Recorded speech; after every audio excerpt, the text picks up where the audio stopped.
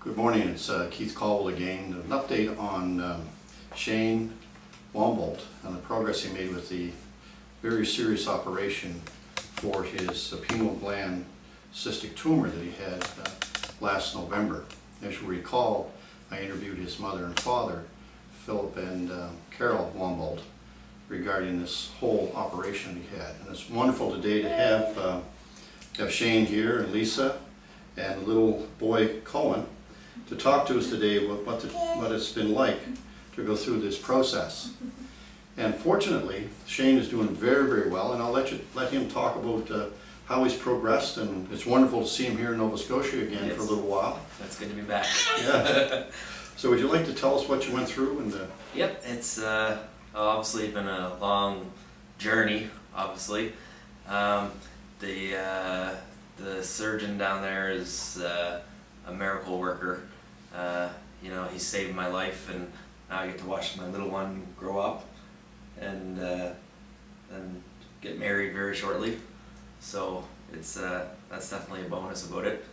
After the surgery, it was a little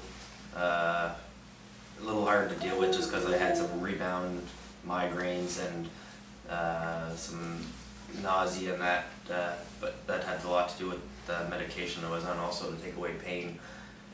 But since the surgery, probably about 90%, probably about 85% of my symptoms are gone.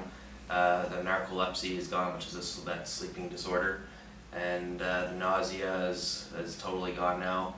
The vomiting is gone. All my blackouts are gone. Basically, all the symptoms that I had are gone or going away somewhat right now. It's a miracle that, you know, I was able to go down and get it done. The surgery. It's I don't know, it was I don't even have words to describe kind of the gratitude that you know, that the support of the community and the support of where I live in Fort McMurray right now. Just everybody and my coworkers and everything, the fundraising that went on. It's just amazing when people come together and can you know, help a person out in time of need.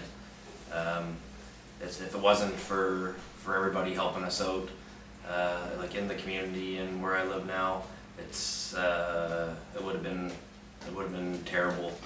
I probably wouldn't have been able to go down and get my surgery, and I'd still be really sick. I understand from talking to your mom and dad in March that the whole operation, everything cost approximately $200,000. Yes, that's correct. Yes. And that hasn't been paid for yet by the Alberta healthcare system? No, it hasn't.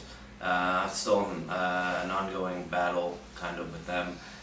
They were supposed to have a decision on May 4th for me, but I never heard anything from them yet, so I don't know if they're going to be covering it or partially covering it or not helping me at all. So that's kind of a lot of stress right there, just knowing that it's still, even though all the support and help could come down to you know, still losing our house and kind of everything we own, depending on if the government pays. And like I said, even though all the fundraising that went on and everything, it's still a lot of, I still owe the healthcare system in the States quite a bit of money. So I just take it day by day, and hopefully the government will come through. So there's nowhere in Canada you could get this operation? No, there was not. No, they use a different procedure up here, and what would have happened?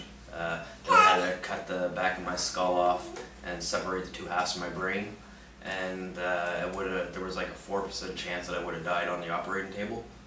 And because of my age, they wouldn't even think about doing the surgery. I was in touch with doctors and, well, surgeons in Vancouver and Newfoundland, Halifax, Ontario, and they told me not to bother wasting my time to come down and see them because they couldn't help me. And in the U.S. it was not a problem? And in the U.S. it wasn't a problem. They gave me, the surgeon that did the surgery gave me, it was a 0.005% chance that I would come out worse than what I went in. So they're pretty good odds. And today you feel? And today I feel, it's just unremarkable how I feel. I live life to the fullest every day, and you know, just enjoy the time that we have on earth. So. And I noticed when you walked in, you showed me earlier, you've only a short little scar yes, in the back of your head. Yeah, it's only probably about a couple inches long, so. Which you can hardly notice. Yeah, exactly. When my hair grows in more, you won't even notice it. Yeah, it's unfortunate that the Canadian healthcare system, this isn't covered. Yes, it is very unfortunate, and even I gave permission for the surgeon down there and his office to give my phone number out to other people that have similar kind of tumor and that I had, and just to kind of to phone me if they have any questions about what he's like or about the surgery and how to make things go smoother for them, and kind of maybe try to help them as best as I can get through a rough time. And I've been getting quite a few phone calls from Quebec and Alberta, and I actually got some from California, and they just wanted to know kind of basically about the procedure and, you know, the surgeon and what I thought of him. And like I tell everybody, you know, he's my angel. He saved my life. So. Well, it's wonderful. I mean, it's just, this is one of those really good stories. And yes. But I'll remind people, to go on our website, there's the contact names and telephone numbers if you'd like to make a donation, whether it's small or large. Anything will help the family. As you've just heard, the possibility that not only Shane could lose his home, but his mother and father had financed their home to help pay for this. And fortunately, they could do that. But in the meantime, they got huge bills that they have to pay and almost unmanageable. So if you could help them with that, it would be greatly appreciated.